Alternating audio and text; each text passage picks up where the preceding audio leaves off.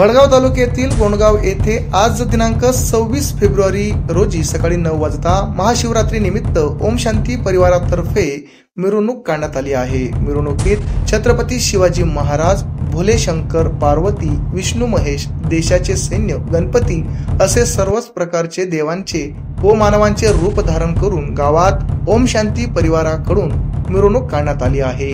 गोंडगाव गावाचे प्रथम नागरिक लोकनियुक्त सरपंच राहुल पाटील यांनी सहपत्नी शंकर पार्वतीच्या भूमिकेत रूप धारण केले होते व गोंडगाव गावातील मुलुक मैदान तोप दत्तूभाऊ मांडोळे यांनी छत्रपती शिवरायांच्या भूमिकेत घोडेस्वार म्हणून आपली भूमिका सजवली आहे। इतर शंकर पार्वती, महाविष्णू, फौजी यांचे सर्व देखावे ओम शांती परिवारातर्फे गोंडगावकरांसाठी परभणी ठरली आहे। कार्यक्रम उत्तमरित्या सुरू आहे।